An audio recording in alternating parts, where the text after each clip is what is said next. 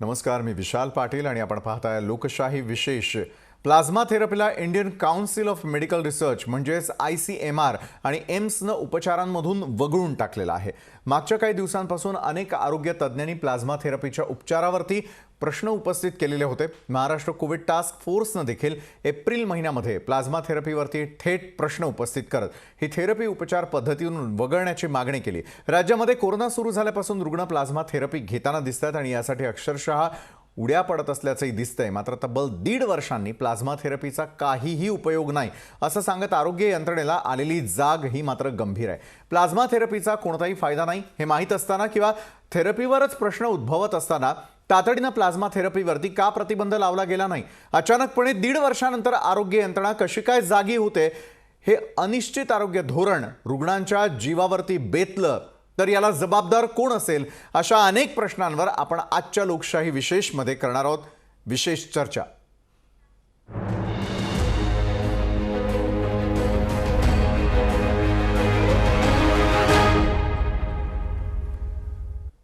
तर कोरोना आणि त्याच्या उपचार पद्धतीला लागलेला लकवा या विषयावरती तर आपण चर्चा करणार आहोतच. मात्र कोरोना संकटाच्या पार्श्वभूमीवरती ICMR आणि एम्स यांनी प्लाझ्मा थेरपी संदर्भात मोठा निर्णय घेतलाय. प्लाझ्मा थेरपीला उपचार पद्धतीतून वगळण्यात आलंय. पाहूयात याविषयीचा लोकशाही न्यूजचा खास रिपोर्ट. त्यानंतर तज्ज्ञांबरोबर सखोल चर्चाही.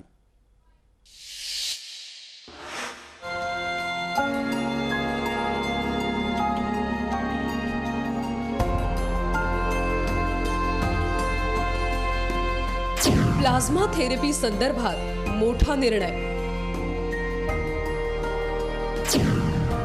उपचारातून प्लाझ्मा थेरपीला वगळलं. प्लाझ्मा थेरपीचा कोणताही फायदा नाही. 1.5 वर्षानंतर आरोग्य यंत्रणेला जाग. देशासह राज्यांमध्ये कोरोना रुग्णसंख्या वाढायला लागल्यानंतर प्लाझ्मा थेरपीची मागणी होऊ लागली. प्लाझ्मा थेरपीसाठी ठिकठिकाणी नातेवाईकांची नेहमी धावपळ होतानाही आपण बघितलं. मात्र अलीकडेच प्लाझ्मा थेरपीमुळे व्हायरसमध्ये म्युटेशन्स होत असल्याचं मत अनेक आरोग्य तज्ज्ञांनी मांडलं होतं. तर काही संशोधकांनी प्लाझ्मा थेरपीवरच थेट प्रश्नचिन्ह उपस्थित केलं होतं. मात्र आता ICMR आणि एम्सनं प्लाझ्मा थेरपीला उपचार पद्धतीतून अचानक वगळलंय.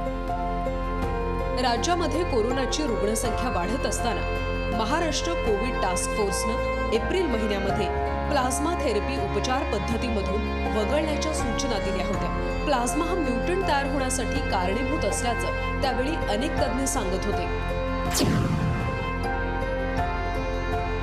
यापूर्वी all India institute of medical sciences म्हणजे नवी दिल्लीतल्या एम्स रुग्णालयानं म्हटलं की कोरोना बाधितांवर प्लाझ्मा थेरपीच्या चाचण्या केल्यास त्याचा फायदा होताना दिसत नाहीये.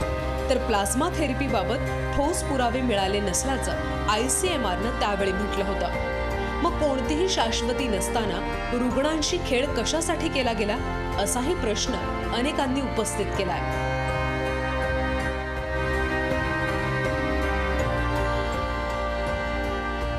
सर्वात आधी केरळच्या श्री चित्र Tirunal institute for medical sciences and technology या हॉस्पिटलनं प्लाझ्मा थेरपीला परवानगी दिली होती. त्यानंतर महाराष्ट्रात प्लाझ्मा थेरपीचा वापर करण्यात आला. प्लाझ्मा थेरपीचा वापर काही पहिल्यांदाच केला गेला नाही. यापूर्वी देखील अनेक साथीच्या रोगांमध्ये प्लाझ्मा थेरपीचा वापर केला गेलाय. सार्स, मर्स तसेच H1N1 या साथीच्या आजारांमध्ये प्लाझ्मा थेरपीचा वापर केला गेलाय.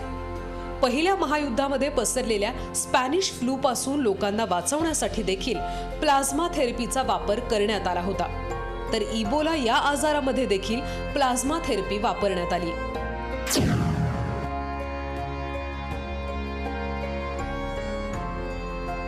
प्लाझ्मा थेरपी संदर्भात काही आंतरराष्ट्रीय संशोधन देखील प्रसिद्ध झालेत. द नेचर जर्नलमध्ये झालेल्या एका संशोधनानुसार रोगप्रतिकारक शक्ती कमी झालेल्या व्यक्तीला प्लाझ्मा थेरपी दिल्यास म्युटंट तयार होत असल्याचं दिसून आलंय. तर अमेरिका आणि ब्रिटनमध्ये सुरुवातीला प्लाझ्माचा वापर सरसकट केल्यानं व्हायरसमध्ये बदल होऊन एस्केप म्युटेशन तयार होत असल्याचं स्पष्ट झालं होतं. प्लाझ्मा थेरपी संदर्भात अनेक प्रश्न उपस्थित होत असताना देखील सर्रास प्लाझ्मा थेरपीचा वापर केला गेला.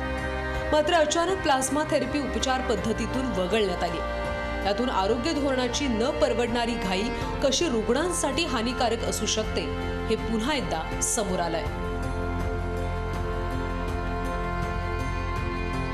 ब्युरो रिपोर्ट, लोकशाही न्यूज.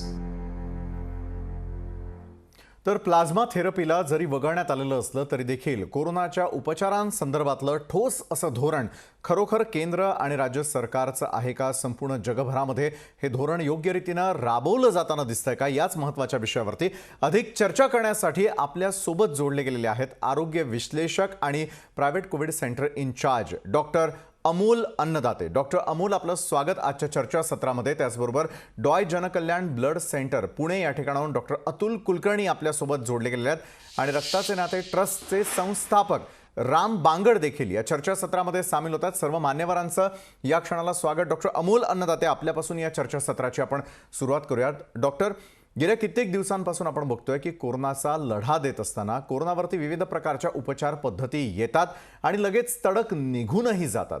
मात्र प्लाझ्मा थेरपी संदर्भामध्ये देखील हेच होताना दिसतंय. आज एक महत्त्वपूर्ण निर्णय घेत केंद्रानं ही उपचार पद्धती कोरोनापासून वगळण्यास सुरुवात करण्याचा मोठा निर्णय घेतलेला आहे. मात्र धोरण निश्चिती नसल्याचा हा परिणाम आहे का? डॉक्टर अमोल. विशालजी नमस्कार. तुम्ही जसं म्हटलात तसं एखादी उपचार पद्धत किंवा एखादी गोष्ट सुरू करायची आणि नंतर ती वगळायची असा प्रकार काही कोरोनाच्या बाबतीत पहिल्यांदाच घडत नाही. तुम्हाला मागच्या वर्षीच्या बातम्या जर तुम्ही आठवल्या तर धारावीमध्ये सरसगट सगळ्यांना म्हणजे स्वस्थ व्यक्तींना कोरोना होऊ नये म्हणून, ज्याला आम्ही किमो प्रोफायलॅक्सिस म्हणतो, त्यांना सगळ्यांना हायड्रॉक्सिक्लोरोक्विनच्या गोळ्या देण्यात आल्या होत्या. बरोबर, हे तुम्हाला आठवत असेल. तर तेव्हाही आम्ही म्हणजे मी उघड सगळ्या चर्चांमध्ये हे सांगत होतो की याला काहीही अर्थ नाहीये आणि ही आपल्या मनुष्यबळाची आणि आपल्या पैशाची म्हणजे वेस्ट आहे. पण तो निर्णय आता शासन पातळीवर झाला. आता नुकतंच तुम्ही ऐकलं असेल गोव्यामध्ये तिथले मुख्यमंत्री आणि आरोग्यमंत्र्यांनी सगळ्यांना आयव्हरमेक्टिनच देण्याचा निर्णय घेतला. 18 वर्ष ते म्हणजे सगळ्या पॉप्युलेशनला तुम्ही 3 दिवस 5 दिवस आयव्हरमेक्टिन देऊन टाका. अशा ब्लँकेट गोष्टी कुठल्याही पुराव्यानिशी वैद्यक शास्त्रात चालत नसतात. बरोबर. आता प्लाझ्मा थेरपीकडे येऊया. एक लक्षात घ्या की प्लाझ्मा थेरपी उपयोगाची नाही ही गोष्ट काय आज सकाळी आपल्याला कळलेली नाही. 22 ऑक्टोबर 2020 ब्रिटिश मेडिकल जर्नल जर तुम्ही उघडलं तर तिथे आर्टिकल मध्ये स्पष्टपणे हे लिहिलं होतं की प्लाझ्मा थेरपी ही माइल्ड आजारापासून सिव्हिअर होण्यासाठी किंवा सिव्हिअर रुग्णाचा मृत्यू कमी करण्यासाठी या थेरपीचा कुठलाही उपयोग नाही. हे ऑक्टोबर मध्ये आपल्याला माहिती होतं. 22 त्याच्यानंतर काय की एक लक्षात घ्या, काहीतरी करायचं म्हणजे काहीही करायचं असा त्याचा अर्थ होत नाही. पण त्याच्यानंतर भारतामध्ये एक वारं आलं आणि मग त्याला एक ऍक्टिव्हिझमचं स्वरूप आलं आणि लोक डोनेट करा अशा ऍडव्हर्टाईज यायला लागल्या. त्याला एक मुवमेंटचं स्वरूप आलं. आम्हाला सगळ्यांना हे माहितीच होतं आणि मी अनेक वेळाला हे सांगितलंय की या उपचार पद्धती अजून सिद्धच झालेल्या नाहीये. बरोबर आहे. 22 एप्रिलला ICMR ने 39 प्रायव्हेट आणि शासकीय रुग्णालयांमध्ये 464 लोकांचा जगातला सगळ्यात मोठा प्लेसिड ट्रायल ज्याला म्हणतात म्हणजे प्लाझ्मा थेरपीचा ट्रायल सुरू केला.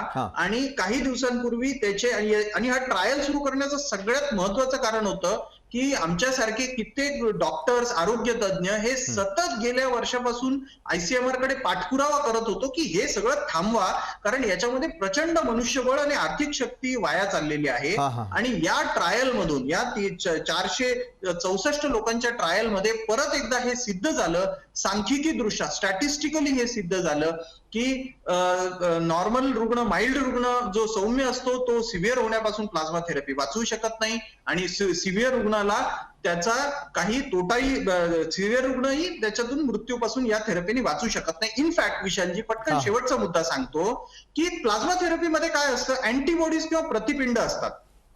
पहिल्या 7 दिवसामध्ये जर दिल्या तर काही प्रमाणात आधी बोललं जायचं की याचा फायदा होतो. पण एक लक्षात घ्या, सायटोकाईन स्टॉर्म ह्या गोष्टीबद्दल तुम्ही ऐकलं असेल की जी शरीराची इम्युन पॉवर जी असते ती खूप जास्त प्रमाणात काम करायला लागते, तिला कळत नाही आणि स्वतःच्या अवयवांवर हल्ला होतो.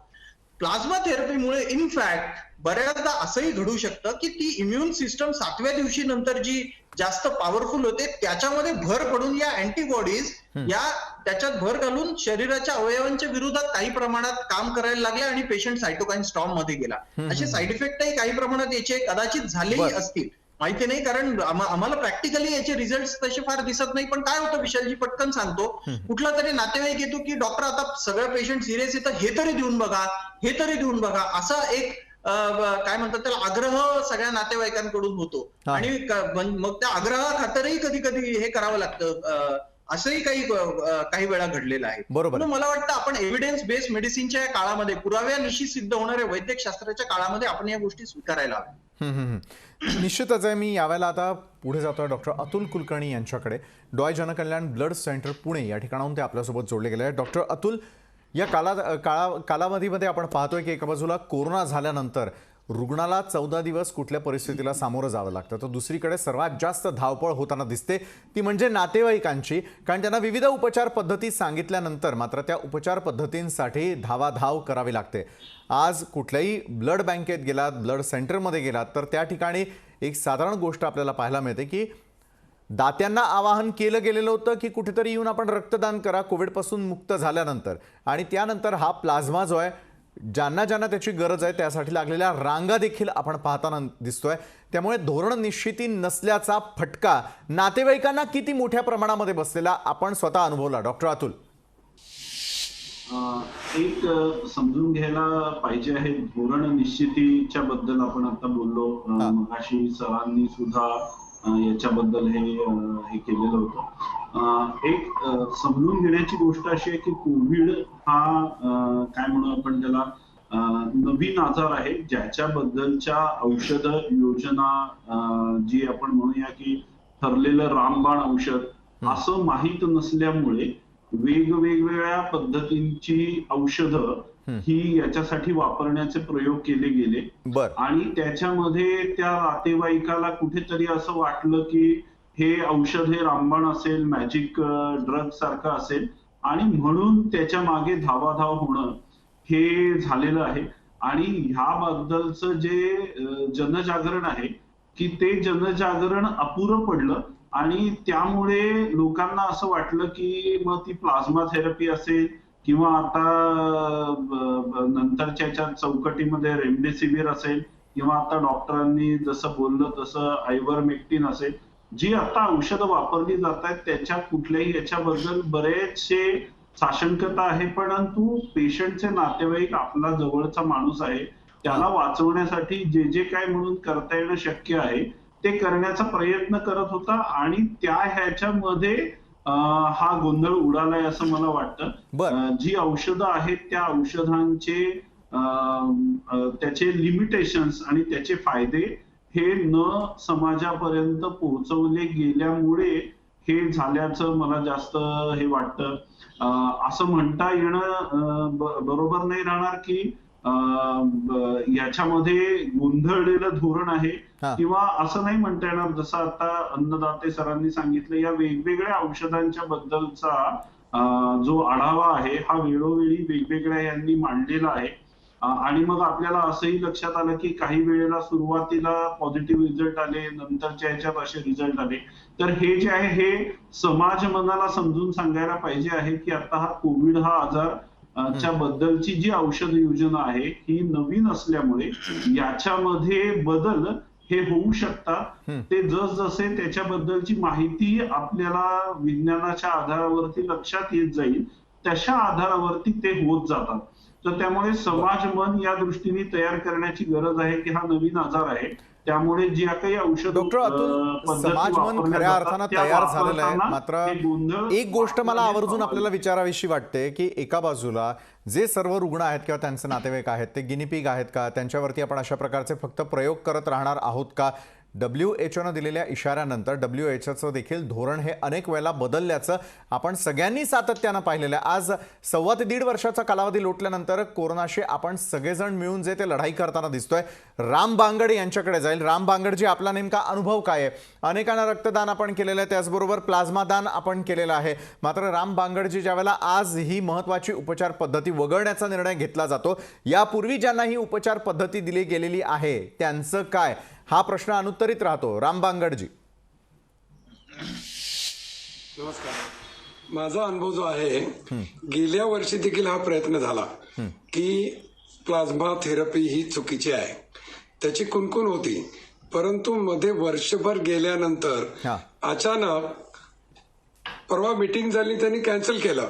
खरं तर माझा अनुभव सांगतो, जवळपास 800 लोकांना अगदी इथून विमानाने कानपूरला पाठवण्यापासून, मी पुण्यात काम करतो, मुंबई असू देत, अगदी अक्षरशः हैदराबाद, सगळ्यांना ज्यांना ज्यांना प्लाझ्मा थेरपी त्यातले माझ्याकडे जे रिपोर्ट आहेत, लोकांचे थँक्स म्हणून म्हणा किंवा बाकी 70% लोकांना त्याचा उपयोग झाला. बरं, दुसरी जर ती चुकीची असती तर पुण्यातल्या किंवा अख्ख्या महाराष्ट्रातल्या हॉस्पिटलनी, या सगळ्या डॉक्टरांनी कधी त्याच्या विरुद्ध चुकून देखील निगेटिव्ह आवाज उठवला आहे का?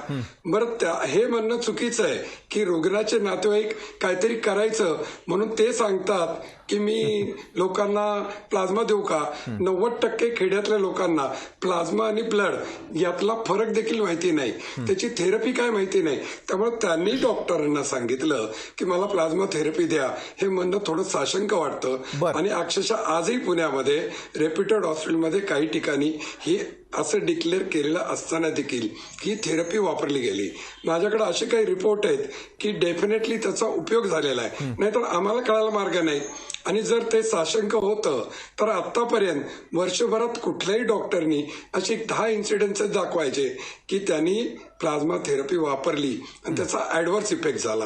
त्यामुळे अचानक तसं डिक्लेअर करणं, तिथं शंका घ्यायला बऱ्याच जागा आहेत. माझं असं मत आहे, त्याच्याकडनं पुण्यातले काही expert doctors all over India, अगदी कानपूर पासून, त्यांचं मत घेणं गरजेचं होतं. याच्या मागे मला साशंकता आहे, अगदी वेगळं काहीतरी मल्टीनॅशनल औषधी कंपन्यांनी काही केलंय का. याचं कारण सांगतो, रेमडिसिव्हिर घेऊन पण रोज आपण पाहतो कित्येक लोक मरतातच. असं नाही की ती एकमेव उपचार पद्धती, दिस इज ट्रायल अँड एरर. पण परंतु म्हणून आपण 1 पाईन मॉर्निंग हे बंद करणं, याच्याबद्दल मला तरी शंका वाटते. माझ्या माहितीप्रमाणे बरे झालेली 70% लोकांची माझ्याकडे किंबहुना यादी आहे, मी ते सबमिट करू शकेन. डॉक्टर अतुल कुलकर्णींना पण माहिती आहे की त्यांच्याकडे पण, मग त्यांच्याकडनं देखील की आता प्लाझ्मा थेरपी वापरली जातच होती. ऑन अन ॲव्हरेज प्रत्येक ब्लड बँक जवळपास 20 थेरपी करत होत्या. जर त्या साशंक होते तर अशा प्रकारे कुठल्याही गेल्या वर्षभरात कोणीही असं जनजागरण किंवा त्याच्याबद्दलचं मत मांडलेलं मला आठवत नाही. खरोखर साशंकता होती तर डॉक्टरांनी आवाज का नाही उठवला? डॉक्टरांनी आवाज न उठवता देखील ICMRला आज हा निर्णय का घ्यावा लागला? या सर्व महत्वाच्या मुद्द्यांबरोबर आपण पुन्हा एकदा चर्चेत भेटणार आहोत एका छोट्याशा ब्रेक नंतर.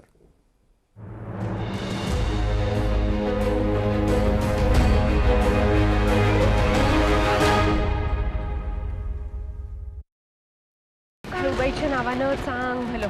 संकटात सापडलेल्या भक्ताच्या हाकेला देव धावून आल्याशिवाय राहत नाही. भक्तीची हीच शक्ती तुमच्यासाठी घेऊन येत आहोत. आई माझी काळूबाई, नवे एपिसोड्स सोमवार ते शनिवार संध्याकाळी 7:30 वाजता आपल्या सोनी मराठीवर. नवं वर्ष जिद्दीचं. तुम्ही पाहताय लोकशाही, महाराष्ट्राचं सर्वात तरुण विचारांचं एकमेव न्यूज चॅनल लोकशाही. एक नवा विचार.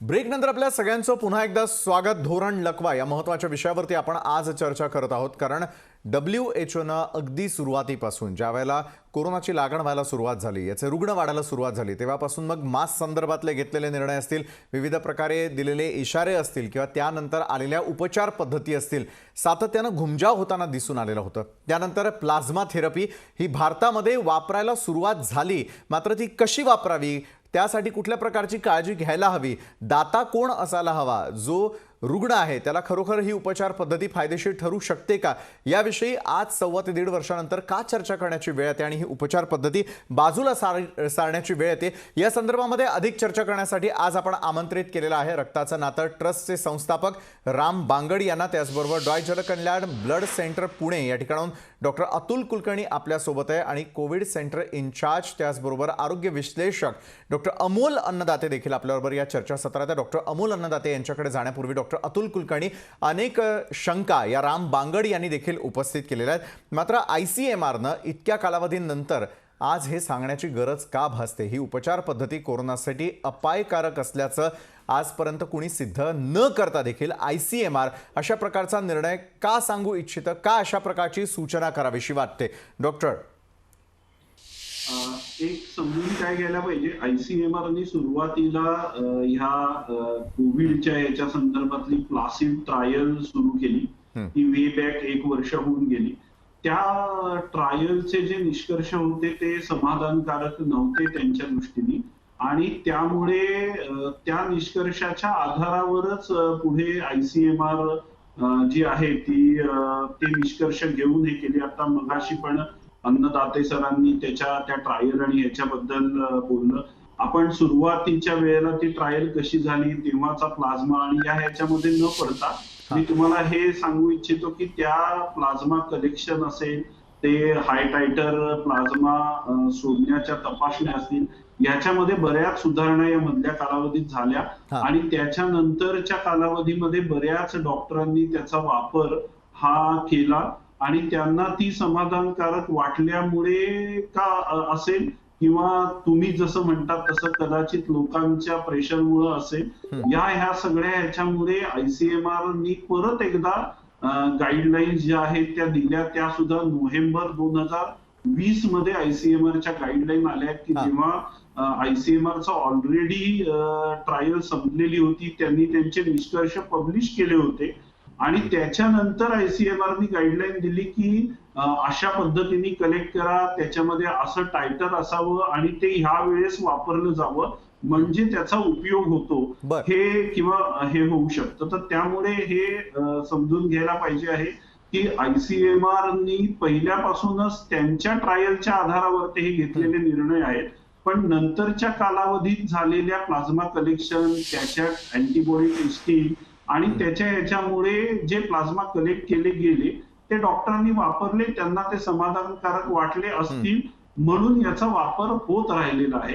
आता मधल्या कालावधीमध्ये जसं तुम्ही म्हणला की लोकांच्या ह्याच्यामध्ये खूप मोठ्या प्रमाणावरती प्लाझ्मा मिळवण्यासाठी चाललेले प्रयत्न, त्याला ते मॅजिक ड्रग सारखं बघत असल्यामुळे होत असणारा त्याच्या मागे लागणारी धावपळ, त्याच वेळेला असलेला रेमडेसिवीरचा तुटवडा आणि या सगळ्या पार्श्वभूमीवर असं एक समाज मनाला वाटत गेलं की अरे हे आपण हतबल झालोत का, की आपल्याला काही मिळतच नाहीयेत का.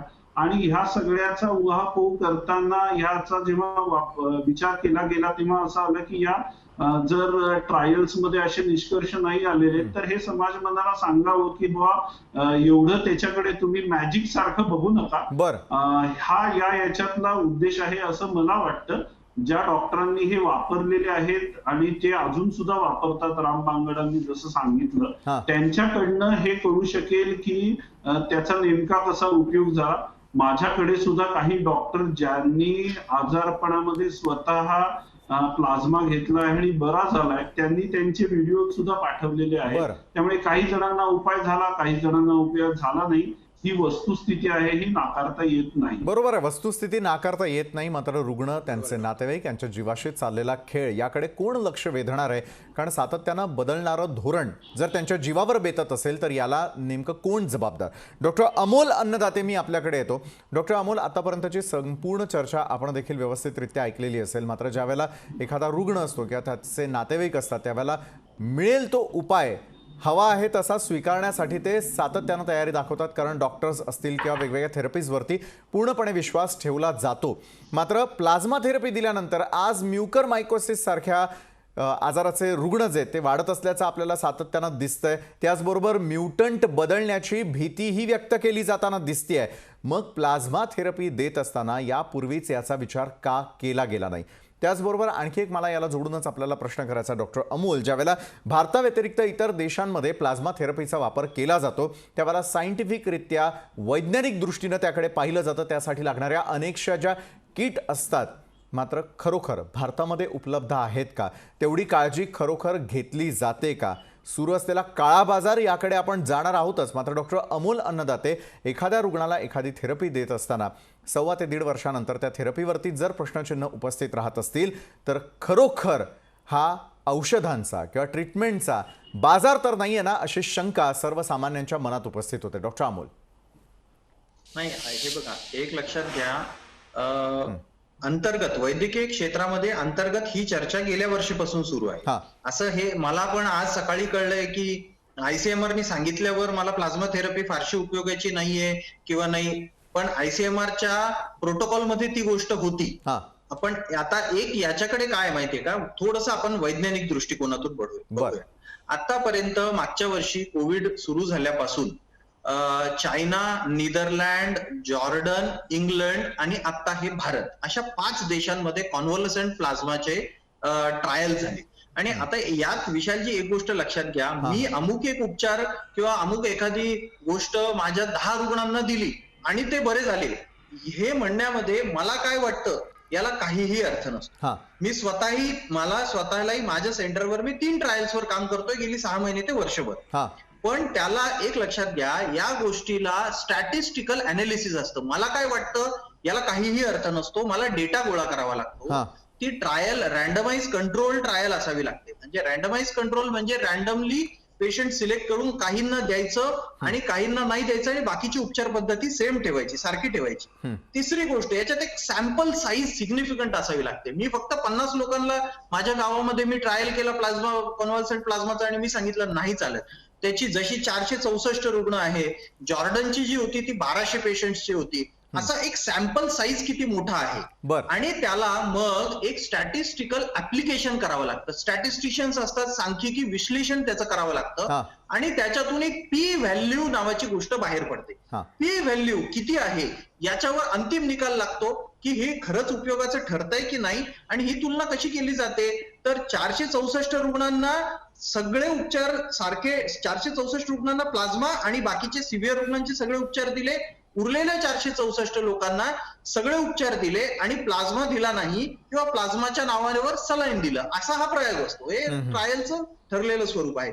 याच्यावर काय निकाल लागतो त्याच्यावर यालाच एव्हिडन्स बेस्ड मेडिसिन म्हणतात. आणि म्हणून आपल्याला वैयक्तिक अनुभवांवर जाता येत नाही, नंबर 1. नंबर 2, आपल्याकडे कॉन्व्हलसंट प्लाझ्माच्या ट्रायल्सला सुरुवातच झाली 22 एप्रिलला, आणि आपल्याकडे एक नॅशनल कोविड-19 कॉन्व्हलसंट प्लाझ्मा प्रोजेक्ट नावाचा नॅशनल लेव्हलवर, तुम्हाला आठवत असेल मागच्या वर्षी महाराष्ट्र सरकारने प्रोजेक्ट प्लॅटिना नावाचा एक प्रोजेक्ट जाहीर केला होता, आणि त्याच्यावरती काहीतरी 20 ते 25 कोटी रुपयाचं बजेट त्याला देऊन टाकलं. त्याच्या विरोधात मी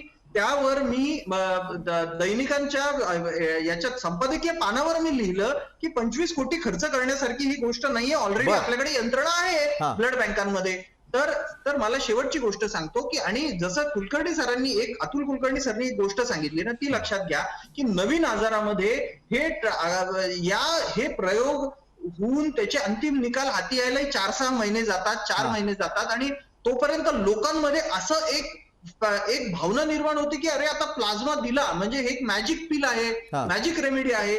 ते पूर्णपणे चुकीचं आहे. हे ठासून सांगितलं पाहिजे डॉक्टरांनी की कदाचित हे आम्ही प्रायोगिक तत्वावर आम्ही हे देतोय, पण त्याचा उपयोग होईल की नाही हा मला माहिती नाही. सगळ्यात महत्वाचं, देताना प्रोटोकॉलमध्ये ICMR ने सांगितलं की पहिल्या 7 दिवसात द्या. कित्येक रुग्ण मी बघितले की 7 दिवस 10 दिवसानंतरही ते दिले जात आहेत. का बरं आपण आपल्या प्रोटोकॉलशी खेळतोय, कशासाठी आपण हे करतोय? ज्या गोष्टी चूक आहेत त्याला आपल्याला चूकच म्हणावं लागणार आहे, असं नाही चालणार. आणि वैद्यकीय क्षेत्रातही बऱ्याचदा अशा गोष्टींवर 2 स्कूल ऑफ थॉट पडतात की जे करून बघू असे असतात आणि जे एव्हिडन्स हवा असे असतात. नक्कीच डॉक्टर, म्हणजे असू शकतं, मात्र ज्या वेळेला रुग्ण आणि त्यांच्या नातेवाईकांना दारोदार भटकावं लागतं, एखादी उपचार पद्धती ही एखाद्या आपल्या रुग्णाचा जीव वाचवण्यासाठी अतिशय महत्त्वाची ठरू शकते असा समज होतो, त्यावेळेला बाजार करणाऱ्यांना देखील या ठिकाणी संधी उपलब्ध होते. कोरोनाच्या या संकट काळामध्ये लसींवरून सुरू असलेलं राजकारण असेल किंवा डोसेस द्यायचे असतील किंवा रेमडेसिवीर असेल त्याचा काळा बाजार असेल, प्लाझ्मासाठी देखील ज्या वेळेला रक्तपेढ्यांमध्ये जास्तीची किंमत घेतली जाते त्यावेळेला रुग्ण आणि त्यांच्या नातेवाईकांना कुठल्या गोष्टींना सामोरं जावं लागतं याचा देखील विचार हा धोरण ठरवताना व्हायला हवा का? या अनुषंगानं अगदी काही क्षण आपल्याकडे जे आहे ते शेवटच्या टप्प्यामध्ये आपण त्यात चर्चा करणार आहोत. राम बांगड यांच्याकडे जाऊयात. राम बांगडजी, ज्यावेळेला प्लाझ्मा थेरपी सजेस्ट केली जाते, प्लाझ्मासाठी रुग्णांचे नातेवाईक ज्यावेळेला भटकंती सुरू करतात त्यावेळेला अनेक वेळेला टंचाई निर्माण झाल्याचं भासवलं जाताना दिसतं. तोच प्लाझ्मा जास्त दरानं विकला जात असल्याचं देखील पाहायला मिळतं आणि मग रुग्णांची होणारी फरफट आणि खिशावरती मारला जाणारा डल्ला यासाठी मग कोण जबाबदार? धोरण लकवा त्याला कारणीभूत आहे राम बांगडजी? खरं तर कुठल्या गोष्टीमध्ये जास्त किमतीने विकलं गेलं नाही. रेमडेसिवीर पण 25,000ला विकलं गेलं, म्हणजे तिथेही कुठेतरी धोरण चुकीचं होतं. ऍज फार एज माय नॉलेज अर्ध्या महाराष्ट्रात कुठेही जास्त किमतीने तो प्लाझ्मा विकला गेला नाही. आता एखादा इसम 200 किलोमीटरहून आणून जर कुठेतरी मध्ये दुसऱ्याला तो अवेलेबल करून देत असेल आणि त्यांनी 1,500 खाल्ले असतील, एखादा इन्सिडेंट सोडला, तर माझ्या माहितीप्रमाणे प्लाझ्मामध्ये कोणीही पैसे खाल्लेले नाही. कारण त्या ठिकाणी ब्लड बँकेत, हॉस्पिटलमध्ये डॉक्टर कुलकर्णी सांगू शकतील, त्यांनी तर बहुतेक आउट ऑफ कॉस्ट काही पैसे न घेताच दिलेला आहे. ससूनला देखील फ्री मिळत होता, आता YCMला देखील फ्री मिळतो. माझं म्हणणं पुन्हा तेच आहे, एक ठराविक बॉडीमधली 4 माणसं ठरवतात की हे धोरण चुकीचं आहे. जर त्यांच्याकडे त्यांनी 400 लोकांवर केलंय तर फील्डमध्ये पुण्यात जवळपास आता 8,000 लोकांनी तो प्लाझ्मा नेलेला आहे. हा सगळ्या एक्सपर्ट डॉक्टरनी, एका हॉस्पिटलचं नाव सांगत नाही, त्याच्यात 15 ब्रँचेस आहेत आणि त्या डॉक्टरांशी आज मुद्दाम मी सकाळी बोललो. त्यांनी सांगितलं आम्ही सर्रासपणे ही थेरपी वापरतोय आणि त्यांना का कळत नाहीये की त्याच्यापासून रुग्णांना त्याचा उपयोग झालेला आहे. मी देखील छाती डोकपणे सांगतो, माझा तर काही व्यवसाय नाही, कुठली ब्लड बँक नाही की माझं भवितव्य त्याच्यावर अवलंबून आहे, कुठलं हॉस्पिटल नाही. आपण हे टोटली सोशली म्हणून करतोय आणि रक्तदानाचं कदाचित आता डॉक्टर कुलकर्णींपेक्षा पण मी या रक्तदानात नव्हे भारतात सिनियर मोस्ट आहे या फील्डमध्ये. जे काही चालतं याचा अर्थ ती थेरपी चुकीची आहे, रद्द करावी या निष्कर्षापर्यंत येताना आपण त्याला कुठेतरी लोकसभा आणि राज्यसभा करत असतो. याच्यावर सेकंड थॉट देणाऱ्या फील्डमधल्या काही एक्सपर्ट लोकांचं खरोखरच मत घेतलं गेलंय का नाही हे पडताळून घेणं गरजेचं आहे. राम बांगडजी, आपण जो मुद्दा उपस्थित केला तोच मला डॉक्टर अतुल कुलकर्णी यांच्याकडे घेऊन जावा असं वाटतं. डॉक्टर अतुल कुलकर्णी, प्रत्येक गोष्टीचा काळा बाजार या कालावधीमध्ये झाल्याचं दिसतं आणि त्याला धोरण लकवाच जबाबदार आहे का? कारण योग्य ते धोरण ठरवलं तर मला वाटतं की रुग्ण आणि त्यांच्या नातेवाईकांची देखील लूट होताना दिसून येणार नाही. मात्र प्लाझ्मा थेरपीच्या बाबतीतही हे कुरण जे आहे ते उघडपणे होतं हे मान्य करायला हरकत नाही. डॉक्टर अतुल, मला याबाबत असं म्हणावं असं वाटतं, प्लाझ्माच्या बाबत महाराष्ट्र शासनाने बऱ्यापैकी चांगली काळजी घेतली होती. सुरुवातीचा अगदी कालावधी होता जेव्हा याच्या चार्जेस बद्दल साशंकता होती, पण महाराष्ट्र शासनाने त्याच्याबद्दलचा GR काढून एका युनिटला किती पैसे घेता येतील याच्याबद्दलचं धोरण जाहीर केलेलं होतं आणि त्या पद्धतीने त्याची अंमलबजावणी अन्न व औषध प्रशासनाच्याकडे दिलेली होती. रादर त्या याच्यात असं लक्षात आलेलं होतं की वैद्यकीय शिक्षण विभागाच्या गव्हर्नमेंटच्या ब्लड बँकातले चार्जेस हे जास्त होते असे लक्षात आलं.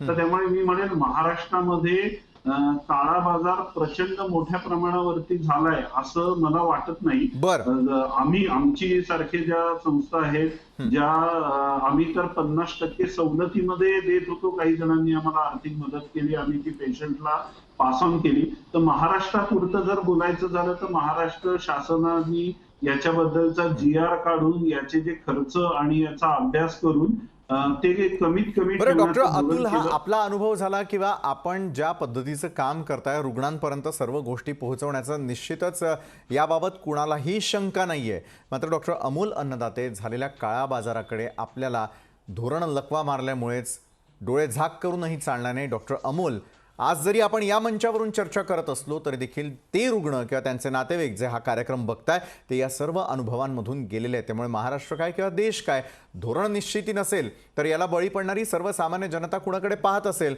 त्याच्याकडे डोळे झाक करून चालणार नाही. डॉक्टर अमोल, अगदी 30 सेकंदांमध्ये, कारण आपली वेळ संपली. डॉक्टर अमोल. पटकन सांगतो की काळा बाजार हा आपण या सिस्टम मध्ये रेमडेसिवीरचं तर आपण स्वतःच्या हाताने ओढवून हा घेतलंय. हा हा कारण शासनाचं धोरण एकीकडे आहे, प्रोटोकॉल एकीकडे आहे, गरज एकीकडे आहे आणि फक्त 10% रुग्णांना जिल्हाधिकाऱ्यालयाला सांगितलंय की द्या. प्लाझ्मा सारख्या गोष्टी तर मी म्हणतो 5 ते 6 हजार के मला किंमत काही ठिकाणी जास्त होती, काही मोफत मिळत होता. तो ब्लँकेट सगळ्यांना मोफत मिळायला हवा होता, जरी दिला हा. जाणार होता तरी. आणि सगळ्यात शेवटची गोष्ट सांगतो की कुठलीही गोष्ट फायनल करताना मी काही कुठल्या उपचार पद्धतीचा दुश्मन किंवा मित्र नाहीये. हा.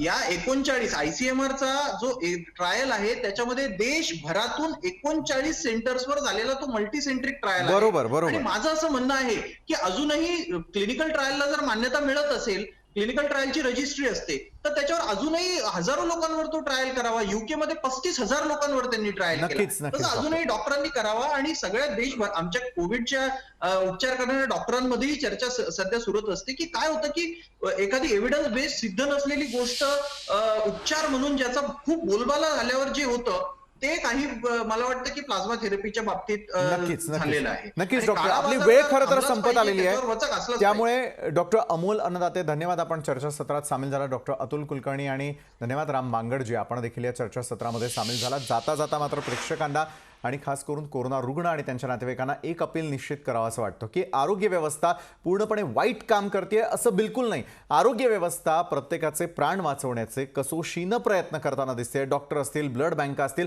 सगळेजण हे निश्चित करताना दिसत आहेत. मात्र ज्यावेळेला धोरण निश्चिती नसते त्यावेळेला त्याचा काळा बाजार होतो. याकडे देखील लक्ष देणं गरजेचं आहे. त्यामुळे कुठली उपचार पद्धती आपण आपल्या रुग्णांसाठी वापरतोय याकडे थोडं डोळसपणे पहा. कुणीतरी म्हणतंय म्हणून लगेच पळत्याच्या मागे धावू नका, एवढंच सांगावं असं वाटतं. आजच्या धोरण लकवा या लोकशाही विशेष चर्चासत्रामध्ये वेळ झाली. इथेच थांबण्याची. ताज्या बातम्यांसाठी तुम्ही पाहत राहा लोकशाही न्यूज.